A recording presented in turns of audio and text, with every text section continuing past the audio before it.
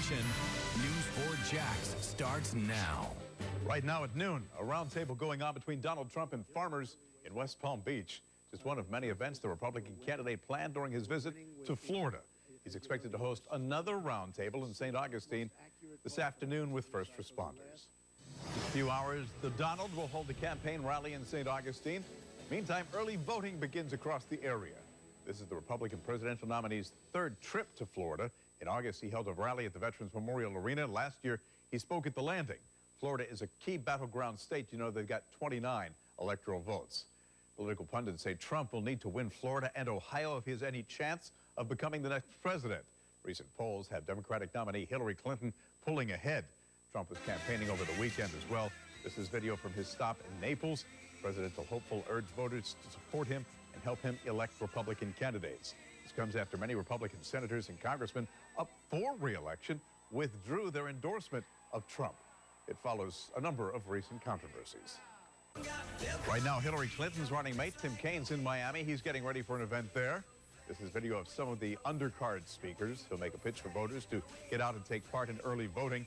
He made a similar stop yesterday at the University of Florida. The White House, hopeful, made an appeal to students, encouraging them to get out and vote early. Right now, early voters are packing the polls, casting their ballots for the general election in advance of the big game. Early voting started for the majority of Floridians this morning. In this area, that includes Duval, Clay, Nassau, Putnam, Baker, Alachua, Bradford, and Flagler counties. Earlier voting in Union and Columbia counties begins Saturday. Channel 4's Ashley Harding's live from the Legends Center on the north side. You're in a different spot from where you were earlier. What are you seeing as far as, early turnout at this particular polling location? Bruce, we're seeing a lot of traffic. A lot of people really have just driven up. As we've been standing here, they're ready to go in. They say they are ready to cast their ballot. They want to get it done because you never know what can happen on Election Day. There might be traffic or they might get held up at work. Who knows? And a lot of people are already following suit in that. We got an update from the Supervisor of Elections website. So far today, more than 5,200 people have early voted. We've been speaking to a lot of those voters. Take a look at this video right here. This is our second location. We've seen a lot of people. What we're hearing most from people, though, is that they just want to get it done and not wait till the last minute. Their words, not mine. These people tell us they've studied up on the issues. They've familiarized themselves with the proposed amendments and the county referendum. But the big issue is, of course, who should be the next president of the United States? The early voters we've talked to say this election, in their opinion, is one of the most important yet. I think it's very important that we get this one right. I don't know that there's so many people voting for someone as opposed to voting against someone. Everybody should encourage everybody to go out and vote. And for me, it's important for our children. And voting in Florida lasts till November 5th, but each county supervisor of elections actually has the authority to extend that to the next day, November 6th. That actually is the case here in Duval County. Now, to find out about the other counties as well as the addresses of those polling locations in all the counties in Northeast Florida, just head to our website, news4jax.com. You'll see all that information right there at your fingertips. Reporting live on the north side, Ashley Harding, Channel 4, the local station. For more on election 2016, visit news4jax.com. Our voting guide is under the Politics tab. Here you can learn about the candidates in your local races and research Florida's ballot amendments. Aftermath, Governor Rick Scott just wrapped up a meeting with city leaders about recovery efforts. Things like damaged homes, knocked out power, and downed trees as Matthew skirted up the coastline. Channel 4's Bakari Savage was there. Joins us live from downtown Bakari. Bruce, they want people to know that this meeting shows their dedication and commitment to being better and, just basic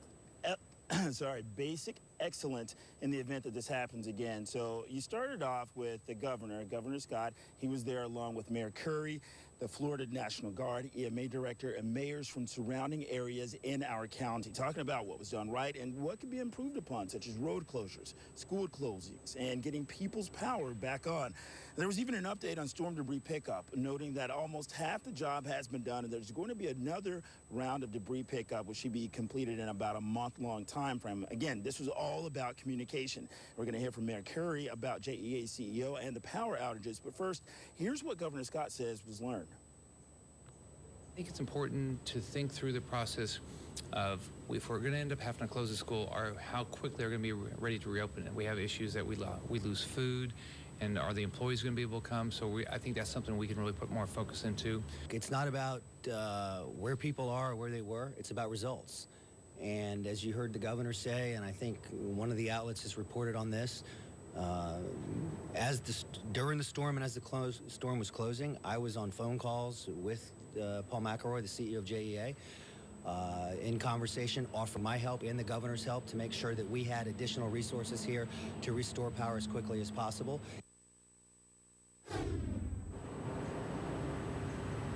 And Curry says that JEA also said that they should not have set a deadline that they could not meet. Reporting live at the EOC, I'm Bakari Savage, Channel 4, the local station. Top flood insurance officials with FEMA will be in St. Augustine. They'll tour damaged areas and meet with emergency management at 2:30. It's unknown if FEMA will answer questions about financial aid. This meeting, by the way, is not open to the public, but News4JAX will have a crew there. We'll have a report tonight starting at 5. In Nassau County, the Woods Lane debris drop-off facility in Callahan set to close. County will continue to keep the Bailey Road maintenance yard in Fernandina, as well as the Hilliard maintenance yards open. Both of those locations will operate 7 days a week from 7 till 7. It's been more than 2 weeks since Hurricane Matthew moved through the area, but many still need help. The local American Red Cross chapter is staying busy, offering help to those who qualify. In order to get assistance, you can't be eligible for federal disaster relief. Also, your home must have sustained major damage or have been destroyed. To meet both those requirements, the Red Cross will provide $125 per person for a family of 4. That's to help with food, clothing, repairs, and rent. The local headquarters for the Florida Red Cross is on Riverside Avenue. You can stop by there for help, or you can call the number on your screen. You'll find all this information on newsforjax.com. Clark's Fish Camp's officially back open, back in business after Hurricane Matthew. The popular local eatery reopened its doors this weekend. The area along Julington Creek is known to flood during storms. A worker there says customers are already rushing back, but it'll take a bit of time to get back to normal. Last year when we flooded, it did take us a while to get our crowds back in here.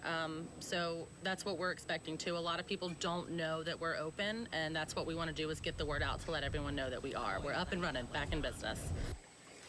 And a big sight drawing attention around the restaurant this weekend. Staff members feeding the alligator. That's their pet there.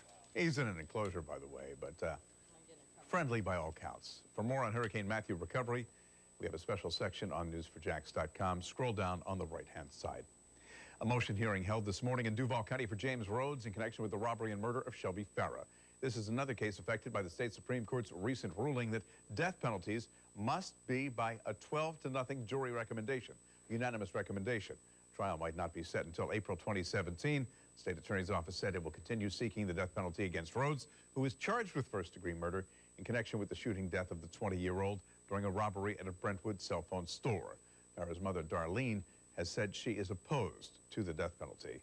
Also in court this morning, Frederick Wade. His retrial has been delayed again. Wade was convicted of second-degree murder in the shooting death of Khalil McCoy.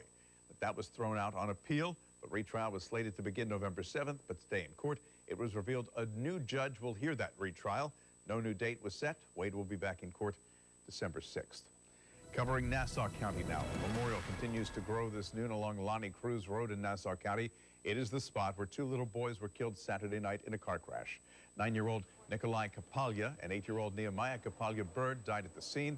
Crash report indicates the driver, 33-year-old Tonya Naomi Kapalya Eason, had alcohol in her system at the time. She, along with the others involved, were taken to UF Health with serious injuries. Last night, family and friends gathered at the crash site to honor the boys. The only thing I've been able to tell the kids is God's got a plan for them. He called his angels home a little sooner than we wanted. We spoke with James Nelson, a teenager who survived. He says they were leaving a Halloween party when the crash happened. JSO released the identity of a man found dead off of Normandy Boulevard on the west side Friday. The homicide victim is 34-year-old Desmond Jacobs. His body discovered on Greek Road. It's unknown what caused his death. Jacobs had been arrested a number of times on drug-related charges. People who live in the area tell News4Jax drug dealing has been going on and is an ongoing issue. A massive fire destroys a home. Still ahead, where fire officials believe that blaze started. A situation that led to no one being injured. Next, working for answers after a body was found in a stolen car. What police say about the possibility of foul play. Like WJXT4, the local station, on Facebook. Working to learn more about a man's body that was discovered inside a car at Jax Beach. The car was discovered Sunday morning in a parking lot right near the corner of 14th and 1st South. Police haven't released the man's identity, but they say they do not suspect foul play. Jacksonville police are searching for a shooter who left one man hospitalized. Police responded to the Cleveland Arms Apartments yesterday afternoon. Once there, they found a man with a gunshot wound. He was taken to UF Health Jacksonville. Have any information? Call police or Crime Stoppers. A family's trying to figure out what's next after a fire broke out inside their home. That home's in Jacksonville's Empire Point neighborhood. Firefighters were called to River Point Road over the weekend. The home was engulfed in flames when they got there. The fire may have started in the garage. 2 cars destroyed. Thankfully, nobody was hurt. A neighbor told News4Jax once they realized what was going on, they rushed outside. And then we can hear crackling, actually, as the firemen were still just trying to get situated. And then you can hear crackling, so it sounded like parts of the house were actually falling in. Homeowner's daughter tells us her parents were on vacation and out of town when that fire erupted. Always watching, always tracking. Channel 4 is the weather authority. Hey, taking these little sneak peeks heading outside from the studio and enjoying seasonal averages on Sunday. Bruce, back to you. All right, Rich, thanks. It's an event that's positively Jax. This month we ask you to help us support our troops by donating snacks and travel-sized personal care items to military travelers. It's part of our Help on the Home Front project. The items will be given to military travelers who visit the USO Welcome Center at the airport. We have a collection box here at Channel 4 and other locations around the city. For a list of the drop-off sites, go to the Positively Jax section on newsforjax.com. You have until October 31st to make your donation. Today on Dr. Oz, it's well known that singer Jewel was once homeless. Today, she talks about how she stayed healthy during that difficult time.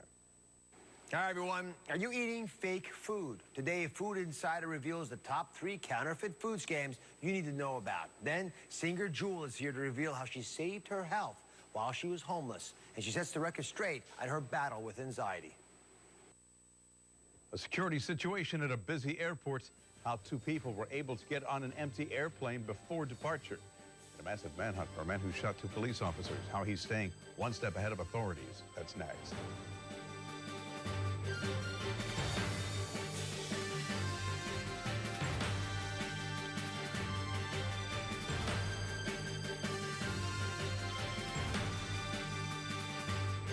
Channel 4's Community Calendar is sponsored by Zaxby's.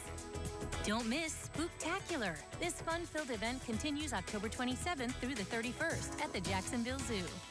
Florida Agricultural Museum in Palm Coast invites you to Florida's Haunted Trails. Experience a haunted wagon ride, haunted walking trail, carnival games, and more. The Evergreen Pumpkin Run takes place Sunday, October 30th at Evergreen Cemetery. Sign up at firstplaysports.com. Police in Oklahoma are trying to track down a gunman who shot and injured 2 police officers. He also killed 2 others as well. According to police, Michael Vance ran from the scene after shooting at officers with an AK-47. He apparently stole a patrol car, ditched it, then carjacked another car before shooting the driver and taking off. Police later found 2 bodies while searching for Vance. They believe he is wounded and still armed with that AK-47. 13 people are dead and 31 others injured after a tour bus rear-ended a semi on a California highway. Happened early Sunday just north of Palm Springs. Tour bus was returning to Los Angeles from a casino when it rammed into the semi. The impact was so strong the bus went about 15 feet into the trailer. Most of those on board suffered facial trauma, but few broken bones. It's unknown whether drugs or alcohol were involved when it comes to the driver. In almost 35 years, I've never been to a crash where there's been 13 confirmed fatal accidents. So it's tough. It's tough for all of us. The fire department who handles it, CHP personnel who handle it, it's not an easy thing. And you never get used to this kind of thing. So again, our sympathies to the families. We're going to do everything we can to find out specifically what the cause of the accident was. The bus driver was among those killed. The bus had been inspected over the past 3 years. They didn't find any mechanical issues. California Highway Patrol and the NTSB continue an investigation. Philadelphia Airport's now investigating to find out how 2 passengers managed to board an empty plane. It was just sitting on the tarmac. They walked through an unlocked jetway several hours before departure. Not a single person stopped them. Authorities say Francesco Deos and his 21-year-old daughter boarded American Flight 1655 through that unlocked gate. The airlines say out of an abundance of caution, it used a different aircraft to fly passengers to Boston. American Airlines says it is the airport's responsibility to make sure those jetways are locked. Women parade in front of a man's house because he criticized them for wearing yoga pants. What he said about women and yoga pants in a letter to the editor of the daily newspaper that caused them to counter-protest. Some Rhode Island women donned their yoga pants for a good cause. The whole point was to dress down. Well, they said it was a good cause. Someone who said they shouldn't be wearing tight pants. Parade came in response to a letter to the editor in the Barrington Times criticizing women of a certain age for wearing the form-fitting workout attire. The writer also said yoga pants were the worst thing since the miniskirt. Carrying signs and banners, the crowd made their way past the man's house. Wonder if he's got a follow-up letter on the way. Or some pictures to prove his point. Take that final look at your forecast here where we have temperatures. We're looking to see those upper 70s. It looks like we may have to dial those back a little bit. I don't think, no, let me listen. No, I don't hear any complaints as the open window weather will continue. We do have breezy conditions and a spotty chance for some showers, kind of a nor'easter setting up. That moves in the breezy stuff on Tuesday and really starts to amplify overnight Tuesday into Wednesday. That's going to do it for the news at noon. The gang is back tonight at 5 in the meantime. There's newsforjax.com and also our News for Jax apps for everything that's happening in your world. Have a good afternoon.